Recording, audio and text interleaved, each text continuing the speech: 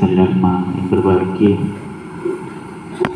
Pada kesempatan malam hari ini, setelah sekian lama tidak bersua, sekian lama Bante tidak berkunjung ke Wihara Buddha Wisabu, pada kesempatan malam hari ini bisa jumpa kembali, yaitu dalam rangka bersama-sama melakukan kebajikan, bahwa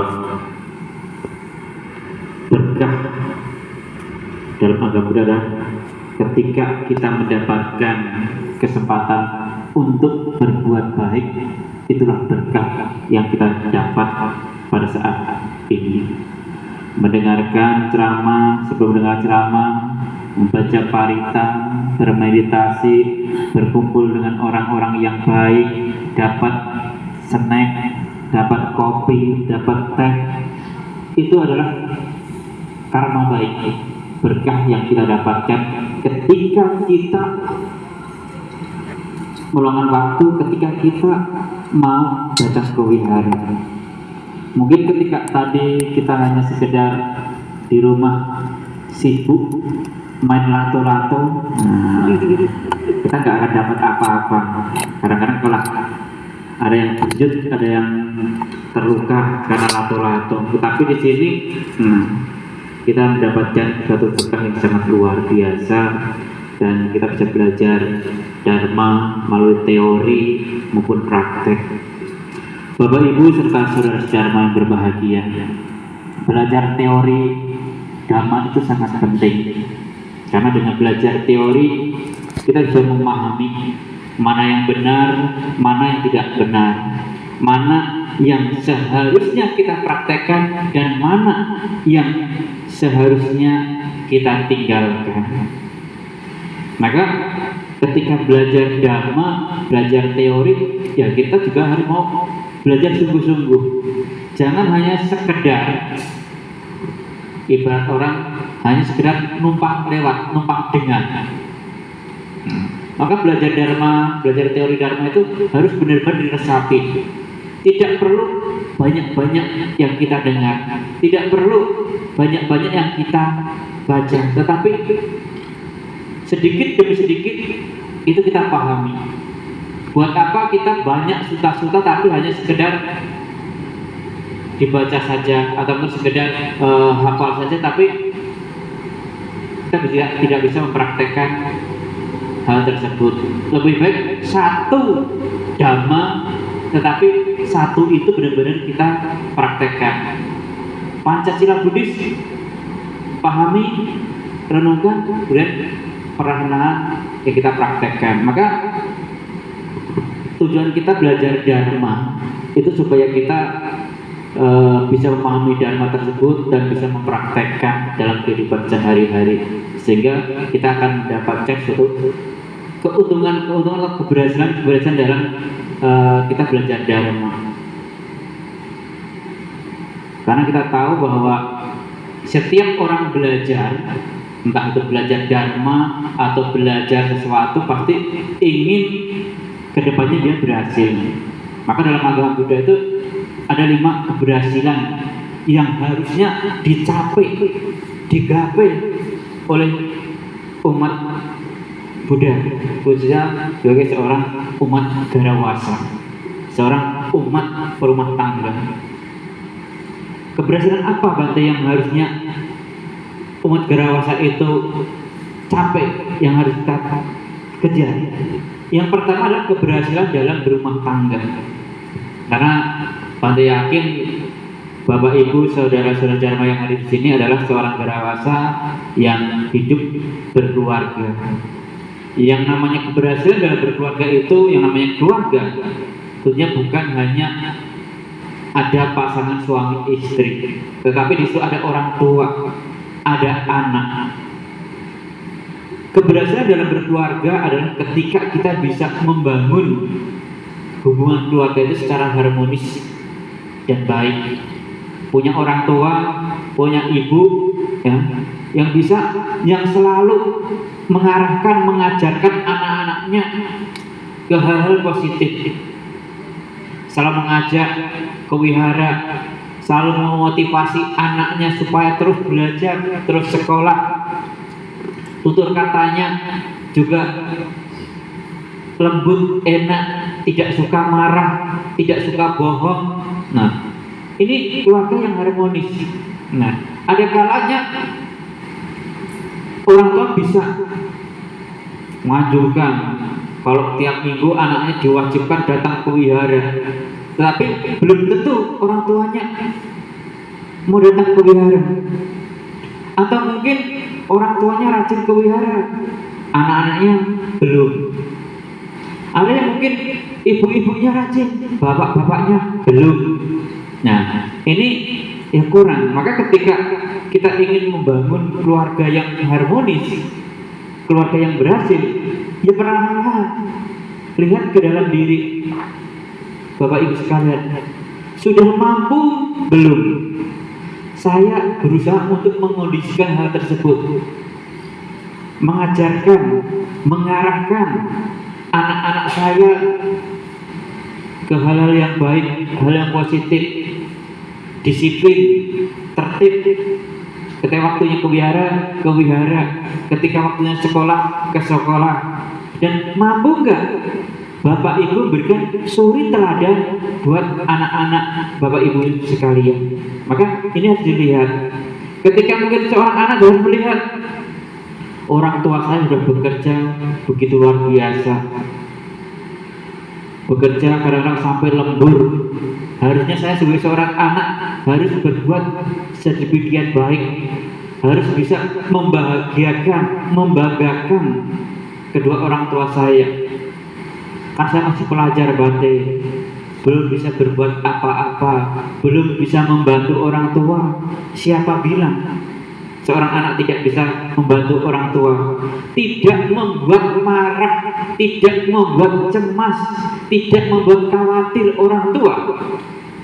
Itu juga sebagian dari kita membantu orang tua.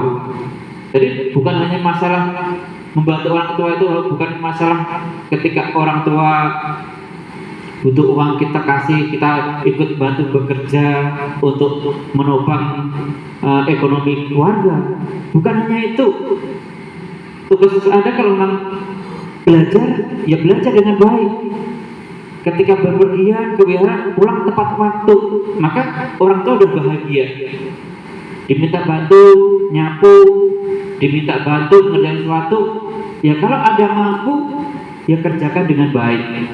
Nah, maka ada 4 hal supaya hubungan keluarga ini berhasil atau harmonis. Setiap anggota itu harus bisa menjaga yang namanya saca. Apa itu? Saca, yaitu kejujuran.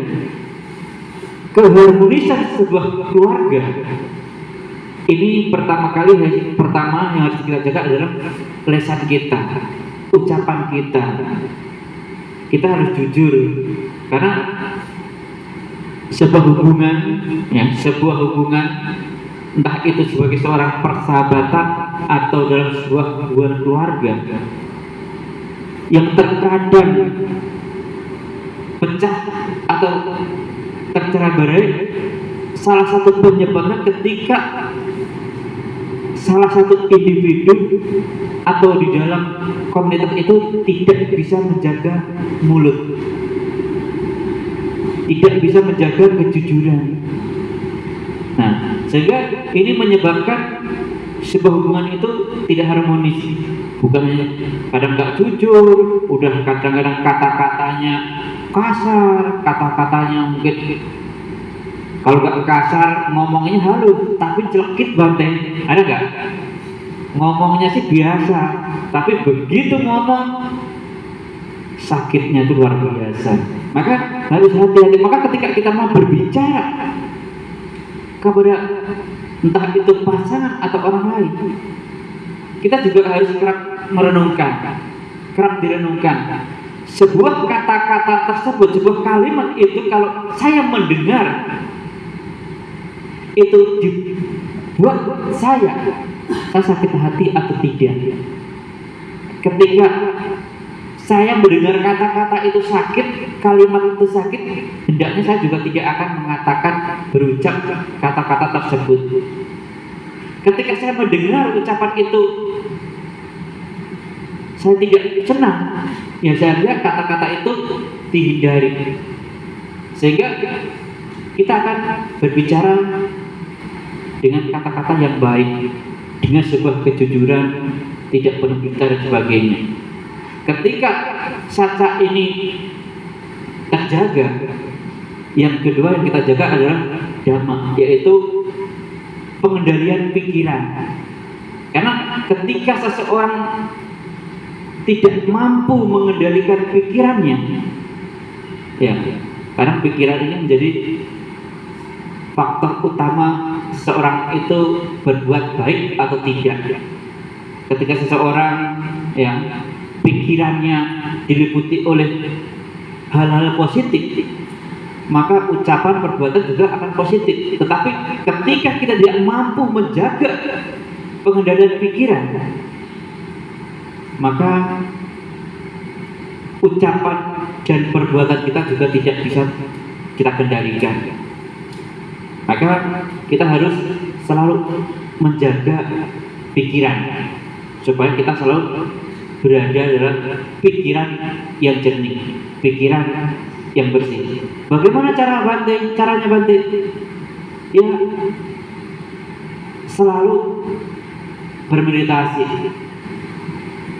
Setiap mungkin sehari 10 menit, 15 menit kita mencoba meditasi. Meditasinya mungkin cukup peta bawana. Semoga saya berbahagia, semoga saya bebas dari kebencian, semoga saya bebas dari kemarahan, bukan hanya sekedar duduk diam. Ketika kita sering mengucapkan dalam pikiran kita, semoga saya bebas dari kemarahan, semoga saya bebas dari derita, semoga saya bebas dari kata-kata kasar, semoga saya bebas dari hal yang tidak baik. Maka ketika kita akan melakukan perbuatan yang tidak baik tersebut, kita ingat sesuatu yang sering kita ucapkan di dalam pikiran. Ibarat kata ketika kita ingin melakukan sesuatu itu ada rem kontrolnya. Oh iya, saya kan selalu mendoakan, selalu berbicara seperti kata-kata ini. Jadi ini ada remnya. Ketika orang tidak pernah bermeditasi, tidak bisa, jarang merenungkan hal tersebut, ya kadang-kadang kita itu gampang sekali orang marah. Kenapa banyak orang itu kadang-kadang ada sebagian orang yang gampang marah? Iya, karena mereka jarang memfilternya, jarang membuat rem kontrol tersebut. Kalau sering ada rem kontrolnya, maka ketika kita mau marah, kita ada penahannya. Tapi kalau nggak ada penahannya, ya begitu ada kesalahan dikit, kita jalan di jalan mungkin ada yang memotong jalan kayak agak uraan sedikit, mata keluar, binatang keluar. Padahal baru pulang ke wihara, habis dengarkan ceramah dhamma, sampai simpang ada becak yang mungkin motongnya aura-auran, mata di mana, binatang di mana. Kenapa? Tidak ada remnya. Kita tidak membiasakan rem kontrolnya itu ada di dalam diri kita. Ketika mungkin kita selalu semoga saya bebas dari kebencian, semoga saya bebas dari kemarahan, semoga saya bebas dari emosi. Begitu keluar rumah ada sepeda motor becak yang memotong, amarah ini muncul, mau keluar kata-kata tidak baik. Tarik nafas, oh iya, nggak baik, sabar. Ini akan tertanam di dalam diri kita. Maka coba nanti baru praktekkan manfaat ketika kita selalu bermeditasi, selalu merenungkan metta bhavana. Pasti kita akan berbeda. Yang ketiga adalah kembangkan kantik kesabaran. Ya. Jadi ketika kita ada kesabaran, ya kadang-kadang kesabaran itu akan kita uji ketika mungkin ketika kita bertemu dengan orang yang enggak kita suka.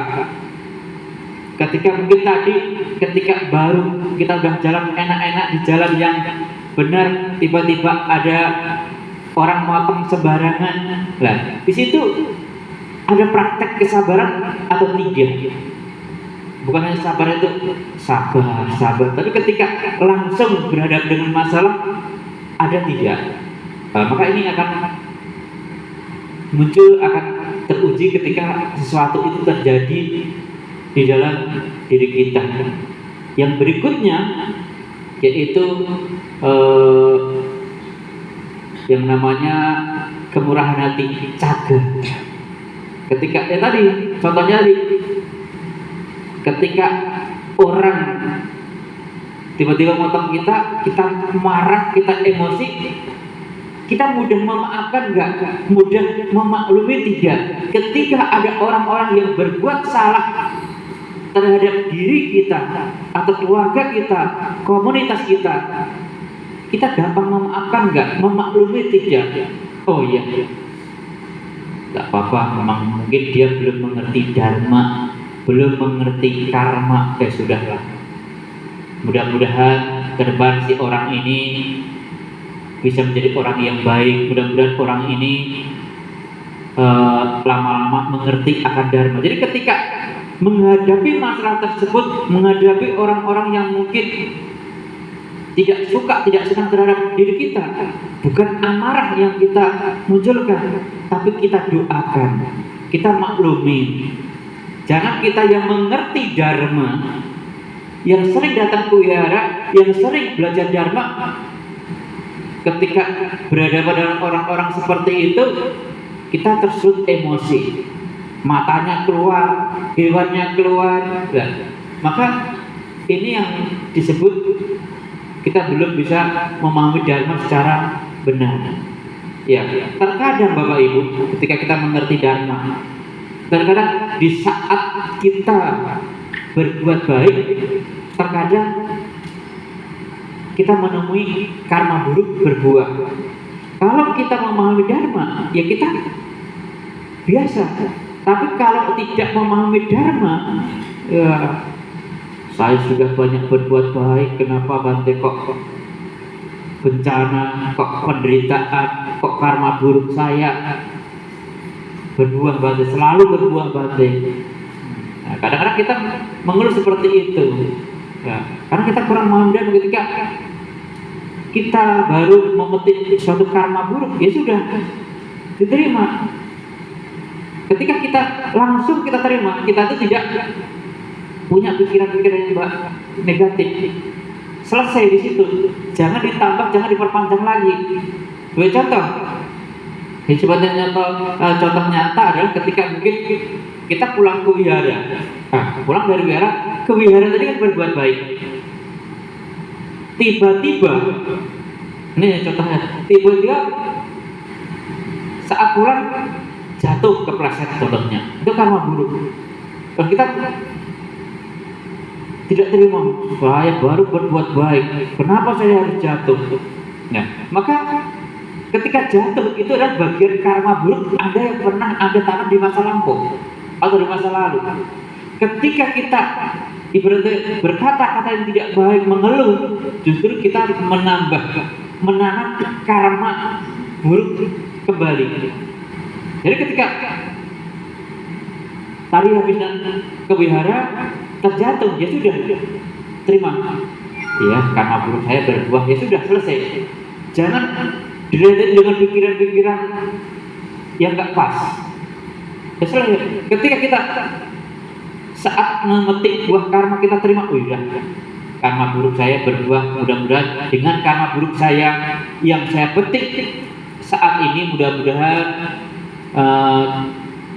hanya tinggal karma baik yang menanti berbuah kepada diri saya. Ini harus kita tanamkan, yang kita ucapkan seperti itu. Jangan sertai dengan umpatan-umpatan, penyesalan-penyesalan dan sebagainya. Ini yang tidak baik. Ya, kita pahami itu, dan kadang-kadang kita selalu mendapati hal tersebut.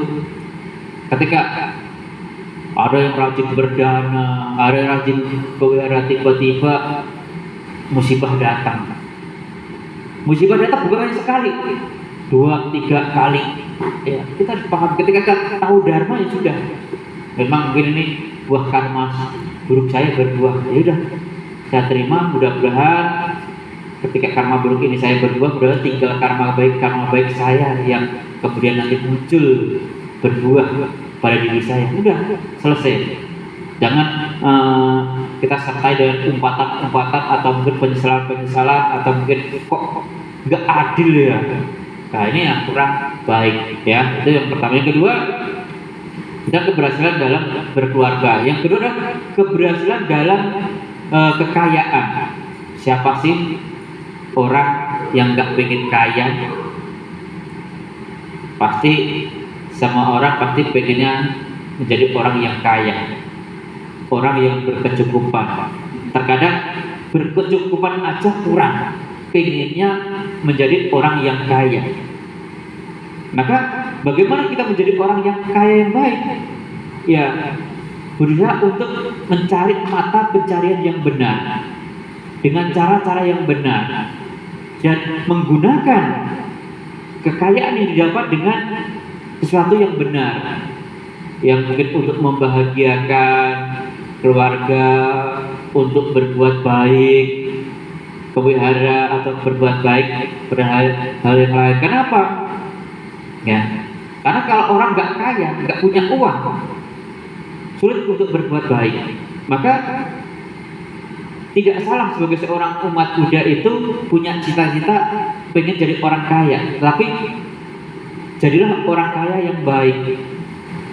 Bekerja dengan cara-cara Buddhis, dengan cara-cara yang Buddhis, dan jangan lupa sering-sering berdana. Loh, berarti kalau datang cuma ngomongnya masalah dana. Ya kenapa? Itu penunjang supaya kita bisa berhasil. Kenapa? Ibarat kata, Bapak Ibu pengen buah atau sayur bayam. Untuk mendapatkan itu, yang kita harusnya ya benih sayur bayam, bukan cabai. Nah, seperti Anda ingin kaya, selain berbuat baik, juga harus rajin-rajin berdana. Berdana tidak harus berapa besar yang kita berikan.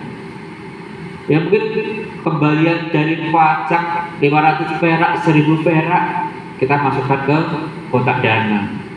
Atau mungkin di saat tertentu mungkin kadang-kadang kita lagi bokek batin, ya udah datang ke wihara, berdana tenaga, nyapu-nyapu wihara, bersih-bersih wihara. Jangan mengandalkan hanya 1-2 orang. Jadi di wihara sebenarnya banyak kesempatan-kesempatan untuk berbuat baik, banyak kesempatan-kesempatan untuk kita berdana materi atau berdana tenaga. Cuma terkadang kita tidak mau melihat tempat itu adalah sebagai tempat atau ladang yang sangat subur untuk menanam karma baik. Yang kita pahami hanya sekedar wihara itu hanya tempat kebaktian, wihara itu hanya tempat untuk bermeditasi, wihara itu tempat untuk berparita. Tapi di balik itu sebenarnya ada sarana-sarana kita untuk menanam karma baik. Sebelum wihara itu sebagai digunakan untuk kebaktian, datang ke wihara lebih awal. Lantainya yang kotor kita bersihkan, kita pel. Kita datang lebih awal, kita susun patian dulu. Kita lebih awal, kita siapkan. Nanti mungkin ada bapak-bapak atau ibu yang mau ngeteh, mau ngopi, kita siapkan. Masak air panas dulu. Nah, terkadang kita tidak mau melihat hal tersebut. Taunya hanya sebagai rutinitas biasa saja. Datang ke wihara, kalau datang ke baktian jam 8, ya jam 8 kurang 5 menit baru datang. Hanya segera datang, duduk manis, sudah nanti baca parita. Nah, dan sebenarnya sebelum itu banyak kebajikan yang sangat luar biasa yang kelihatannya sepele, membersihkan, mengepel, menyapu, menyusun pakaian, itu kan kadang-kadang itu kan sesuatu yang sepele kan, tetapi nilai kebajikannya yang sangat luar biasa.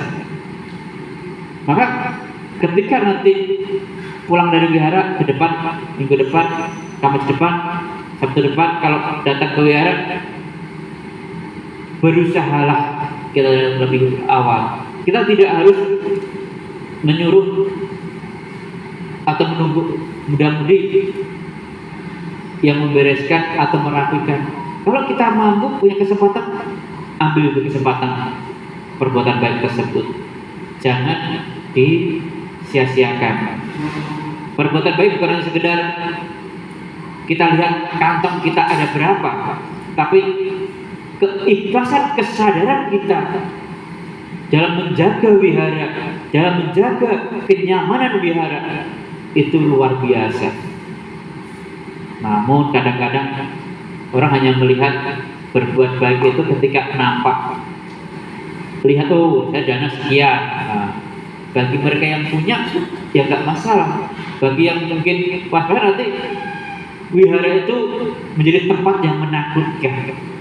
Dikit-dikit share, butuh dana, butuh pembangunan, butuh renovasi, butuh apa? Ya, terkadang nanti umatnya bukan makin mendekat, makin jauh. Takut nanti kalau datang ke wihara cuma suruh dana, datang ke wihara suruh dana. SPP saja belum kebayar, uang listrik aja belum kebayar. Nggak datang ke wihara nggak enak, tapi mau datang ke wihara nanti takutnya ya, padahal dana itu kan sukarela, tetapi kadang ada rasa yang nggak enak, rasa nggak nyaman. Ya, maka kita harus tahu cara-caranya, tahu mana sih disebut dengan perbuatan baik dan sebagainya. Oh, saya mampunya tenaga, ya coba saya tenaga. Saya mampunya masuk air, ya udah saya masuk air dan sebagainya. Oh, saya mampunya memimpin, ya udah saya memimpin dan sebagainya. Maka jangan sia-siakan. Ya kalau bisa emang ya oke, saya tiap bulan saya dana wihara ini. Ya udah, nggak usah bisa mungkin 5.000, 2.000 masukkan kotak dana supaya tabungan karma kebajikan itu tetap ada. Tetapi yang paling penting jangan sampai terbebani.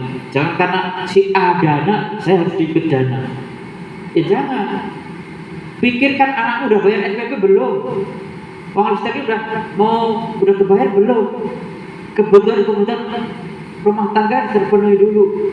Kalau sudah ya oke, saya 2.000, saya 5.000. Ini saya danakan ke wihara, masukkan kotak dana dan sebagainya. Oh, saya baru panen, udah setelah saya bagi-bagi untuk kepentingan, untuk istri sekian, untuk anak bayar sekian, sekolah sekian, untuk uang saku sekian, udah ini ada sisa, udah saya masukkan ke kotak dana dan sebagainya. Maka kita akan bahagia berbuat baik tanpa harus berkeluh, tanpa harus mikir yang aneh-aneh. Itu yang kedua. Yang ketiga, keberhasilan ketiga adalah keberhasilan dari itu kesehatan. Ini yang didambakan setiap orang, hidup sehat. Ketika ada punya uang banyak, punya motor, punya mobil, ya, punya sesuatu yang luar biasa, tapi kalau badan ini juga tidak sehat, itu ya percuma.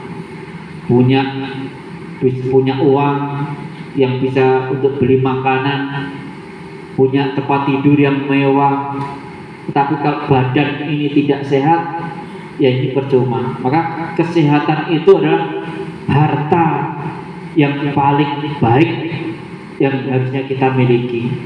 Maka bagaimana kita supaya kita punya badan yang sehat? Kita harus tahu kemampuan badan kita, kemampuan diri kita, harus mampu tahu kemampuan diri saya itu ketika makan seberapa banyak, kemampuan tahu apa yang kita butuhkan di dalam tubuh ini. Kalau mampunya 1 piring ya jangan paksakan 2 piring. Kalau Anda mungkin tidak biasa makan pedas, ya jangan makan pedas begitu luar biasa. Ketika olahraga juga olahraga sewajarnya saja. Jadi kita harus tahu batasan-batasan kemampuan kita. Makan yang sehat, makan yang sesuai. Makan yang sehat itu bukan hanya sekedar makan daging, tapi ya daging yang seperlunya, lemak juga harus dijaga dan sebagainya. Nah, intinya tahu batasan-batasan kemampuan tubuh ini. Makanan enak kalau kebanyakan juga enggak sehat, enggak bagus. Maka kita harus mampu tahu apa yang dibutuhkan tubuh ini. Wah, saya pengen sehat, olahraganya sampai 3 jam 4 jam. Nah, itu juga namanya ngawur. 3 jam 4 jam cuma sebulan sekali. Nah, bagus lari-lari ringan-ringan 5 menit, 10 menit, nyapu-nyapu biara, dapat keringat, itu lebih sehat daripada cuma sebulan sekali. Makan ya paling bagus itu makan tepat waktu. Kalau biasa makan jam 7, ya jam 7 biasakan makan. Enak nggak enak, sudah makan. Jadi disiplin itu yang mendisikan badan ini sehat. Jangan mungkin kadang-kadang makan jam 7, kadang-kadang nanti makan sarapan jam 11 siang. Nanti kadang-kadang makan malam jam 7, kadang-kadang jam setengah 1 karena asik main lato-lato baru ingat ingat makan. Nah, ini juga tidak sehat. Kalau waktunya biasa jam 7 malam, jam 7 malam. Habis itu lapar ya udah, usahakan tidak makan, baru besok pagi makan lagi. Disiplin itu yang paling penting. Itu yang ketiga. Yang keempat adalah keberhasilan dalam bermoralitas. Keberhasilan dalam kita menjaga moralitas kita itu bagaimana. Nah, maka Pancasila Budius itu bukan hanya sekedar dihafal, tapi bagaimana kita benar-benar bisa mempraktekkan Pancasila Budius itu secara baik dan benar. Pancasila itu bukan hanya sekedar panati-pata, tapi bagaimana memahami tekad saya berjanji tidak melukai makhluk hidup itu bagaimana. Ketika kita bertekad untuk tidak melukai makhluk hidup, dalam hal ini bukan hanya sekedar binatang, tapi orang-orang yang terdekat diri kita. Kalau kita kadang-kadang kita sering vaksin untuk mengembangkan mencegah supaya kita tidak melanggar sila pertama. Sama anak main tabok, sama istri main tabok ya. Pancasilanya, metanya ini belum berkembang. Memaknai Pancasila Budiusnya salah. Binatang disayang-sayang supaya tidak dilukai, supaya tidak disakiti. Tapi anggota keluarga sendiri nggak dijaga. Ini yang salah. Maka dijaga. Bagaimana kita bisa menjaga supaya kita tidak melukai makhluk hidup? Dikembangkan meta. Tadi seperti meta bawana kita kembangkan supaya kita ketika ingin melanggar, entah ingin melukai, membunuh makhluk hidup, kita ingat, oh iya, saya sudah bertekad untuk menghindari perbuatan tidak membunuh atau tidak melukai. Saat kita mungkin mau berbohong sama istri, berbohong pada anak, berbohong pada siapa, oh iya ingat, saya sebagai umat Buddhis sudah bertekad untuk menghindari kata-kata yang tidak baik dan sebagainya. Sila ketiga dijaga, keempat dijaga. Ketika kita bertekad untuk yang kedua, untuk tidak mengambil barang yang bukan milik yang kita ingat, oh ya ini adalah perbuatan yang tidak baik yang ada di sila kedua, kita jaga dan sebagainya. Maka Pancasila Budius itu ketika kita membaca bukan hanya sekedar dibaca palingnya, tapi artinya coba dibaca, direnungkan apa sih makna dari sini dan bagaimana cara Ketika hanya sekedar hafal, ya ketika mungkin kita tidak pahami arti dari apa yang kita baca, ya padahal hanya sekedar lewat saja. Sehingga kita melanggar, ya kadang-kadang terkadang kita itu berbuat salah tapi tidak tahu bahwa si kita itu berbuat salah. Kenapa? Karena kita kadang-kadang sering melakukan hal tersebut. Dua contoh yang paling nyata.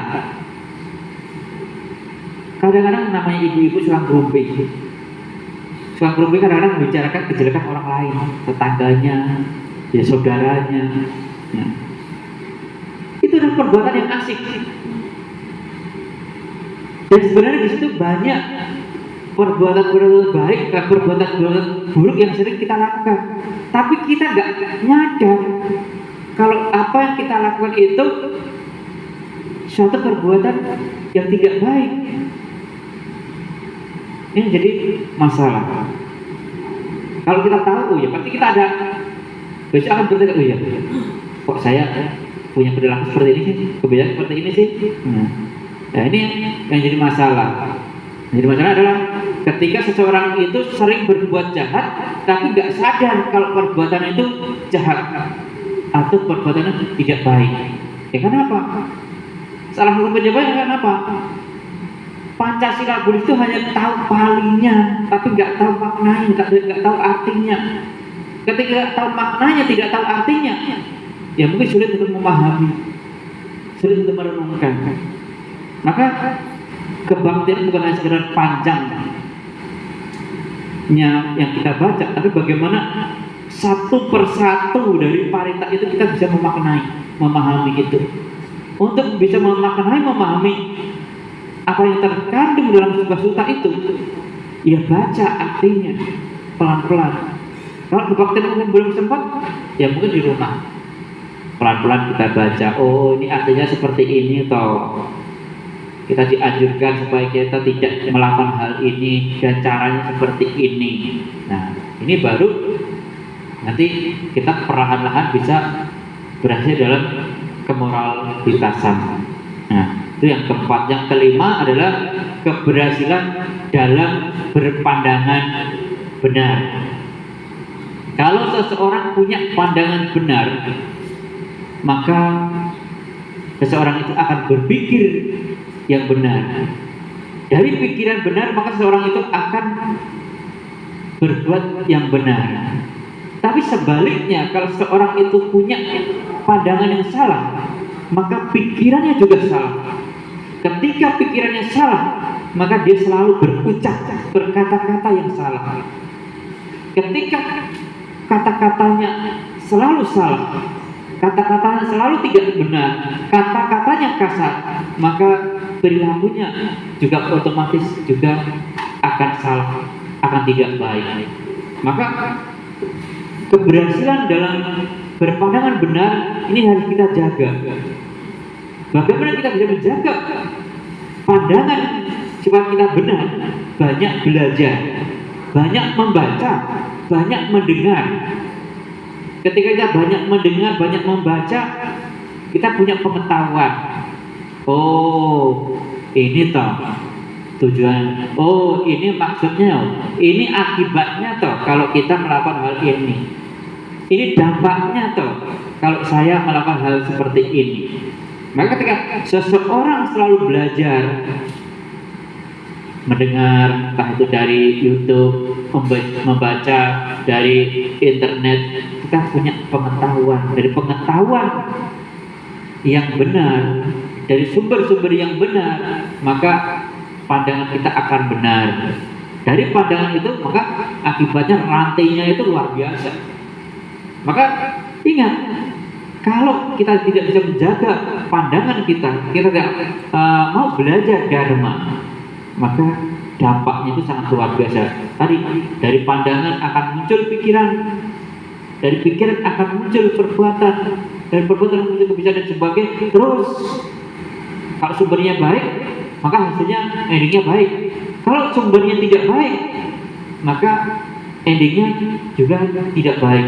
Maka sekali lagi, belajar dharma bukan hanya semata-mata Tiap Kamis, setiap Sabtu kita datang ke wihara, membaca parita, mendengarkan apa yang dikatakan Bante, apa yang dikatakan Rama Pandita, tapi juga kita selalu renungkan, selalu baca artinya, kita pahami, kita diskusikan apa yang disampaikan, apa yang tertera dalam sebuah sutta atau parita atau buku tersebut.